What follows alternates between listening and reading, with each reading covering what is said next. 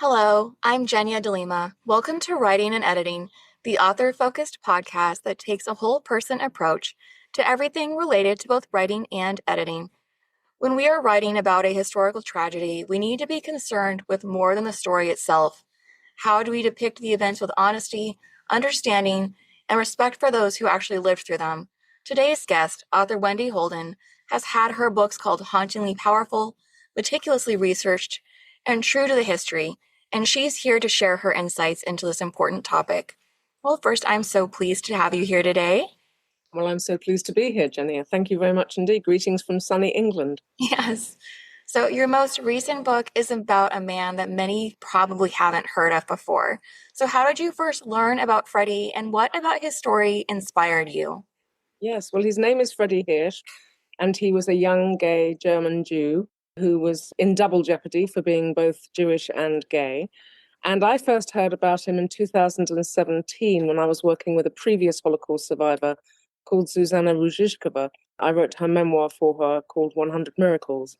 Mhm. And she had a very difficult time. She survived 3 camps with her mother, but almost all of her rest of her family perished. And a lot of the conversations we had were very dark and somber, and she was tearful, and it was emotional and difficult. But when she spoke about this beautiful young man whose photograph appeared on her desk alongside that of her mother and father, it was as if a light went on inside her. She just lit up from within, and she glowed with joy, is the only thing I can describe it as. And it was so shocking to me because I realized that he had given her some of the happiest moments of her life in Auschwitz. And from then on, I just had to find out more. Oh, wow. That's really amazing because I think it just shows that we do have those people, no matter the circumstances, that do touch us in those ways. And I would think too, it might be difficult for some people to find that there are those little sparks of joy that were still occurring, or those people who were still lighting you up in those ways, like you described her feeling even how many years later. Yes, well, it was nice. She was 90, and she'd been a teenager at the time.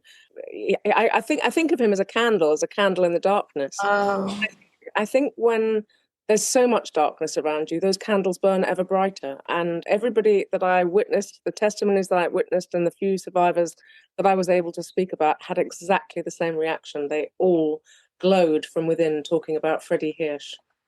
how many people did you speak to who had personally known him?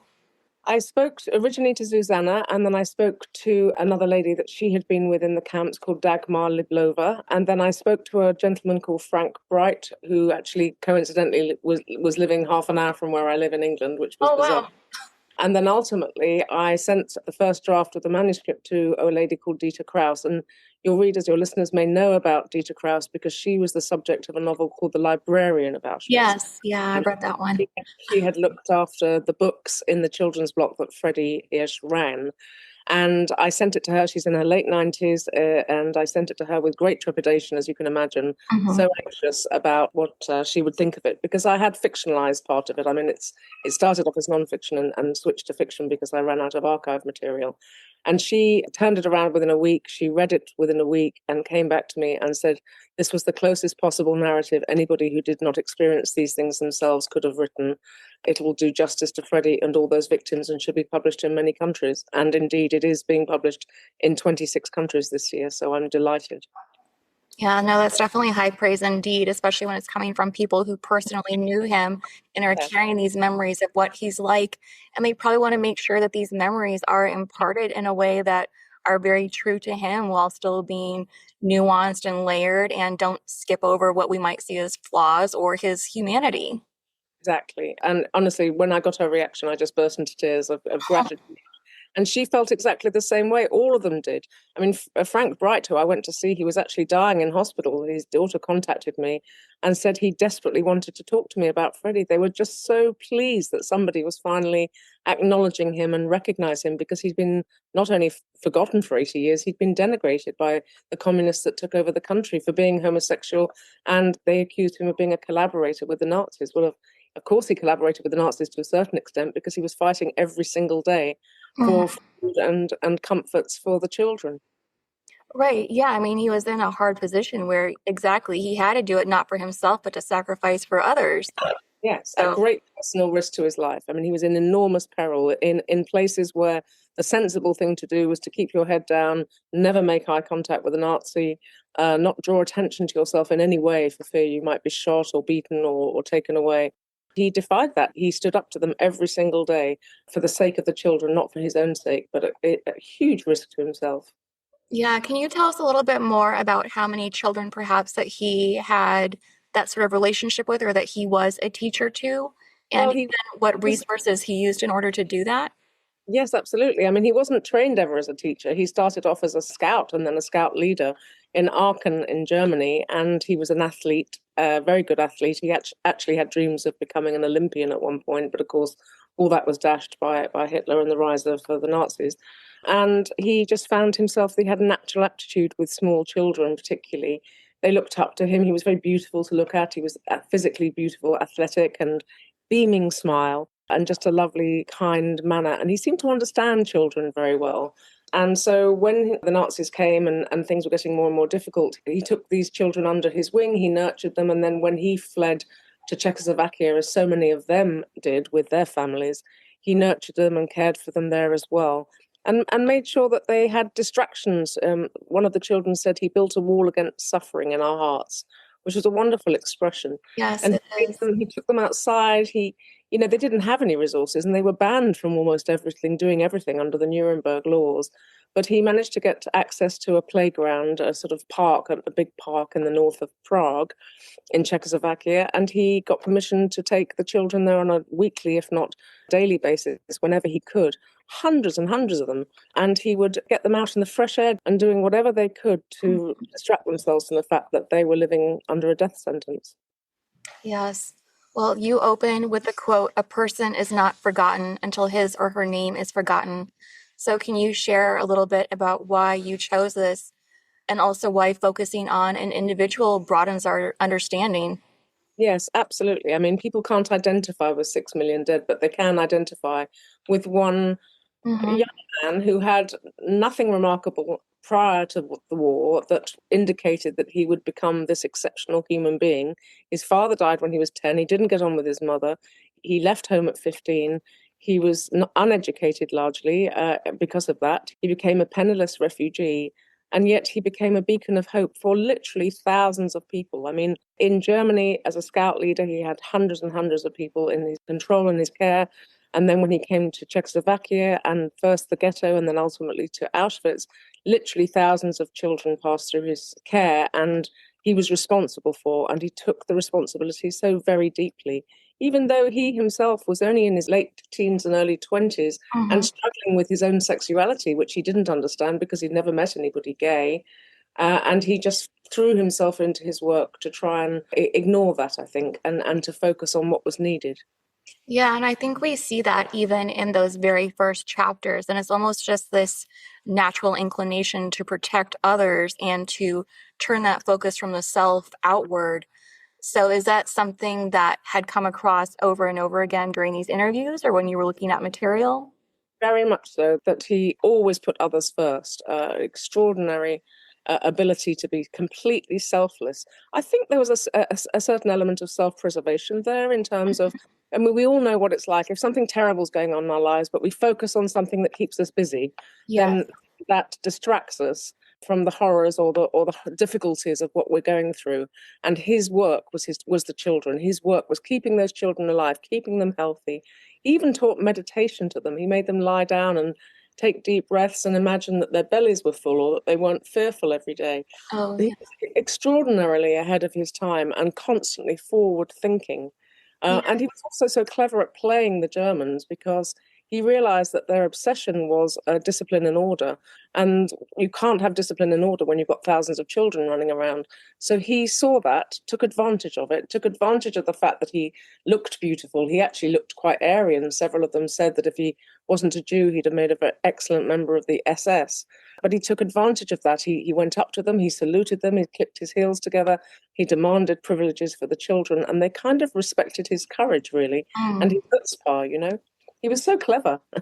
No, that is, I was just thinking that too. I mean, and also just what an exemplary example of you don't have to have all this background knowledge or training in order to do something on so grand a scale, it sounds like it was just about that psychological understanding of who these people were and how they operated.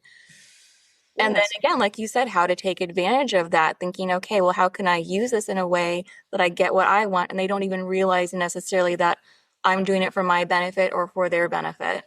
And it was so unusual in the war under Nazi occupation. That was what's so unusual about it, because it was always the Germans trading on Jewish hope, trading on the hope that the war would end soon, or that somebody would rescue them, or that German people themselves would rise up against anti-Semitism and the Nazis and say, no, no, no, this is not, we're a cultured country, we're not going to have this. And they kept trading on that and playing it against the prisoners, telling them they were going to the showers when it was really the gas chambers, telling them they were going to slave labor camps when they were really being sent to Auschwitz, Mhm. assuring them that they'd be able to keep together and the families, and they'd have food and drink, when they had no intention of doing anything like that and intended to murder them all. And here was a young man who was turning all that back on them. His lessons and the way he behaved, his morality, actually, he was almost a guru to them. His morality stayed with them throughout their lives. They weren't allowed to lie, they weren't allowed to steal, they weren't allowed to cheat.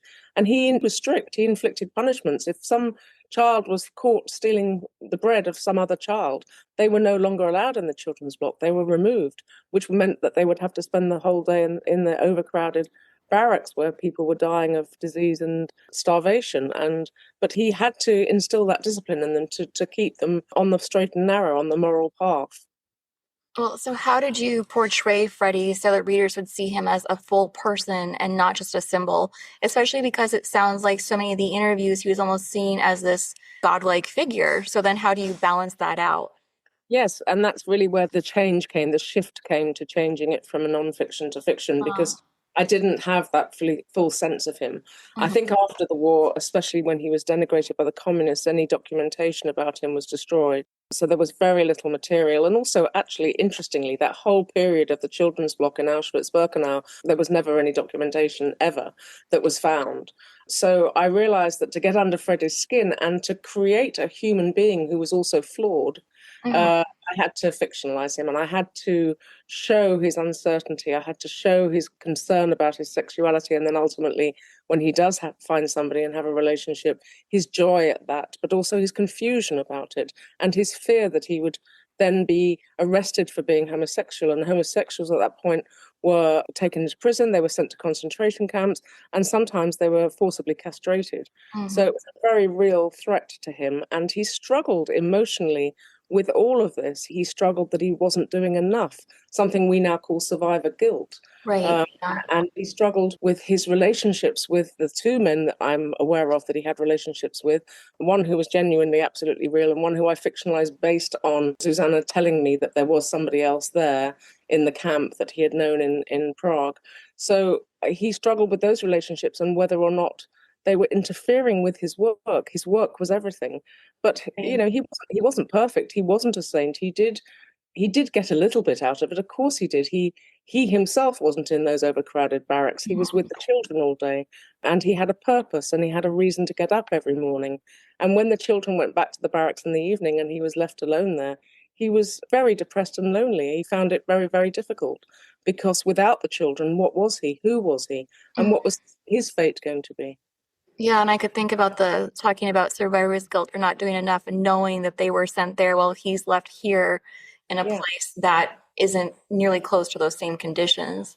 Yes, and seeing every single day, hearing the rumble of the trucks and seeing the men, women, and children in their thousands being offloaded from trucks and trains and marched into the gas chambers, and not being able to prevent that. Somebody who adored children, who felt so protective of children, saw toddlers and babes in arms being carried by their mothers into what they believed were going to be showers, knowing exactly that they would end up coming out as smoke from the chimneys, and being unable to help them was a terrible torture for anybody, but particularly for somebody who was so humane and compassionate and so caring. I think he really struggled. I mean, I would think anyone would, yes, but especially when he's interacting with them daily and he's personalized each of these children. And so I would think it's sort of like you're looking at these other children coming in and you're seeing the similarities to a child who's dear to you, Yeah, and that you can't absolutely. help but make those comparisons and see that child in that other child's place. Absolutely. And he wished he could have saved them all, and it was, it was a struggle for him. Oh, But exactly. yeah. Well, so how did you, or what resources did you use to capture his voice and also to craft his dialogue so it felt not just fitting for the time, but fitting for him? I've written several books about the Holocaust now, so to a certain extent, I'm plagiarizing my own brain. I've been to most of the camps. I've been to Terezin several times. I've been to Auschwitz. I've been to Bergen-Belsen. I've been to various other camps, and I've spent many, many months deep in the archives of various museums in America and in Central Europe. I have listened to testimony after testimony after testimony, and I have a real sense of the dialogue of that period. Mhm. Um, and how people spoke and what they referred to, and the expressions they used. And I'm very careful not to introduce modern expressions, but actually, as always with a writer, you're amazed that things that we think now are very modern actually were Yes. used, very familiarly in the 30s and 40s as well. So that's kind of fun doing that side of research. Yeah, so getting his voice was really important, and I really had a sense of that, thank goodness, because there were letters that he had written to Ah, people outside the ghetto. And he'd also written articles about his work when he was in Prague, which are online and available. And I got them through the United States Holocaust Museum archives, which are exceptional. And so I really had his writing, I had his thoughts, his feelings about. He had a sort of rather naive feeling prior to being imprisoned. And the naive feeling was that the rise of anti-Semitism was temporary. A lot of them felt that because they had no experience of it before, and they'd been very assimilated right. into the society. And he believed that as long as he made his little troop of scouts in his own image, so impeccable, smart, always clean fingernails, groomed hair, clean clothing, marching, through the streets with their little uniforms on, doing a good deed every day, then people would change their minds about Jews. People wouldn't take any notice of the propaganda. And it was a sweet but very naive approach to life. But I don't think he ever really lost that. I think he felt that all the way through, as long as he kept these children in the camps, vermin free, spick and span. They wouldn't be selected for the gas chambers. They wouldn't be picked out as being weak or vulnerable. So he just continued to try and save the world, I suppose. Yes. So, how did you balance the emotional tone so the reader wouldn't feel overwhelmed, but also so you were not downplaying the reality?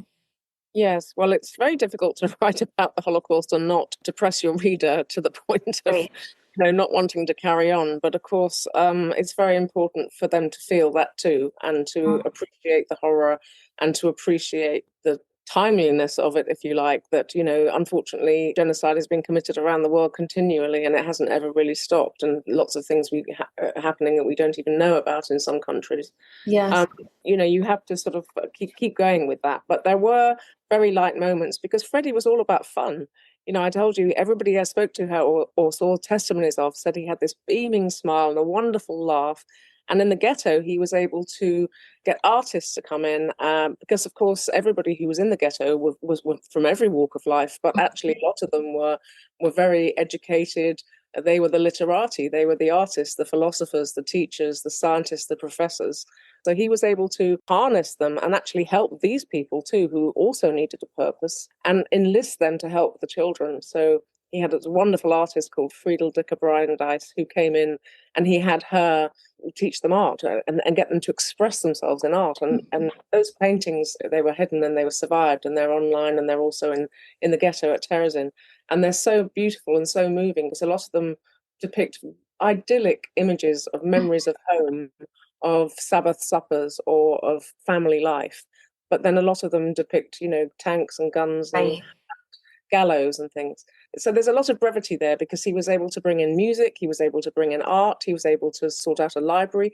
He set up football matches in the ghetto. He set up a league of football matches. And of course, again, he harnessed the Nazis' interest in betting. And Ah, they were betting with all the jewels and the gold and everything they'd stolen from the Jews. They were loaded with stuff and money, and they were betting on their best teams. And they were coming to these matches and shouting for their favorite players, even though they were Jews. So he created light in the darkness all the way mhm. through. Somebody described what he created as heaven and hell. And it wasn't heaven, but well, I Right. hope I hope heaven's not like that, but compared to the hell they were in, it was certainly something rather paradisical. Mhm. So some reader reviews I've read online, not about your books, but about other books, have expressed concern over who has the right to tell these stories. So what are your thoughts on that? Well, I think I have the right to tell the stories for lots of reasons. My father fought the Japanese in Burma. My mother's fiance was killed parachuting into Holland, aged 18. Both my grandparents fought in the First World War. And I have had a life of being involved in war one way or the other. I was a journalist for 18 years. I was a foreign and war correspondent. And I saw for myself the horror of inhumanity and cruelty.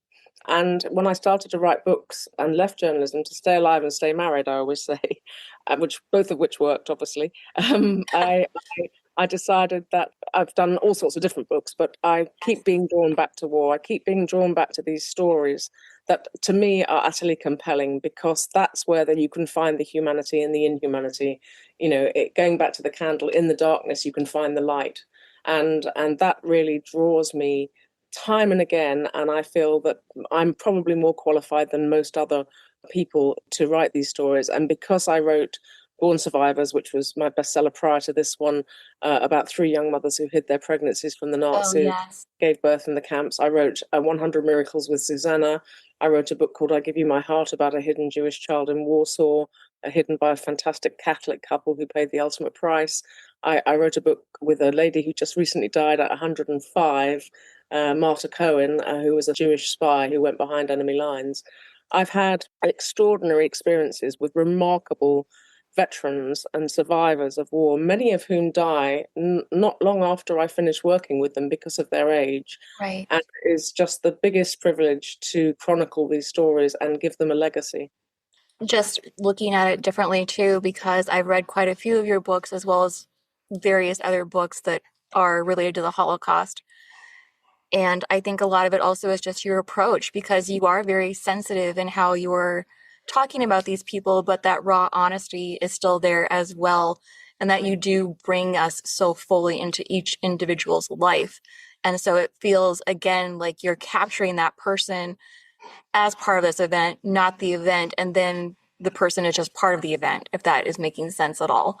And thank you. I take it very seriously, and I still feel very passionate about it and very emotional about it. Very often, when I'm talking about these wonderful, wonderful people that I write about, I cry. I cry when I write some of these passages, and I know that my readers certainly cry when they write these passages. I've had lots of people tell me that they've bawled their eyes out over this book and some of my previous. Yes. That's how we should be crying. That is the time that we should be emotional. That is the Oh, time that exactly. there's no shame in it. In fact, there's credit in it because if you don't cry reading about these things, then who are you? Uh, Yes. And obviously, you've had to fictionalize some of this, and you do tell the reader that right away, and that certain characters might be made up, but they're not wholly made up.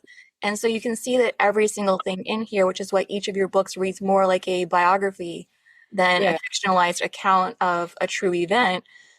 You can see that something is taken, there's a kernel of truth in every single thing there. It is not some gross over dramatization that you sometimes see in other work. exactly. And I was very transparent about that, which is why I did the list of fictional characters at the back. But every single fictional character comes from a snippet of information in the archives. Mhm. There was an old lady who used to read because they didn't have books, or they only had these few books that Dieter Krauss, was entrusted to keep and hide from the SS.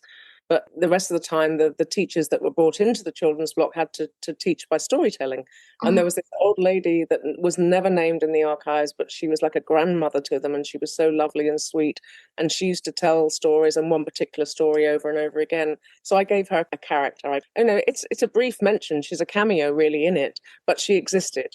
And as I said, the second lover of Freddie, that he knew and met, I gave him a name, I gave him a personality, I gave him character, based a lot on what Susanna and these other survivors had told me, and as Dieter had read it also, and proving that it was right. And it was really important to me to get the book verified not only by somebody like Dieter and other survivors, but also to get it verified by historians. And it has been officially verified by the chief historian of the United States Holocaust Memorial Museum, Dr. Yes. Elizabeth Mayer, and she said it was rigorously researched and historically accurate.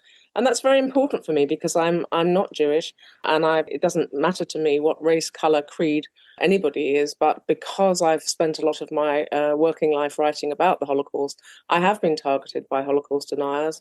Mm, And one of the things that Holocaust deniers love to jump on is somebody who fictionalizes or embellishes in any way. And so it was really, really important to me that everything was historically accurate. mm-hmm. Well, so there's a question that's listed on the Montreal Holocaust Museum's website that I'd like your answer to. And that is, why should we continue to pass on this historical knowledge? Because we are facing the world burning again, as it seems to do with, as Susanna spoke of it, dreadful symmetry. Life seems to keep coming round to the worst of humanity. There is always a chance to focus on the best of humanity. Mm, And we can only do that by looking at what happened previously, looking at the people who did step up, who did refuse to be bystanders to evil and to hate, and be inspired by them. And that's a really important part of my work. I spend a great deal of time talking in schools to the next generation because I want them to understand the importance of respecting difference, yes. regardless of what that difference might be. And if we can't teach that to the next generation, particularly through these lessons of history, and especially when I'm in the company of a Holocaust survivor, because the three babies of born survivors are still alive, they're 80, and they accompany me very often on these talks and events that I go to. And it's very powerful to have them there, to have somebody in front of these children who is there in the flesh that Hitler intended to kill.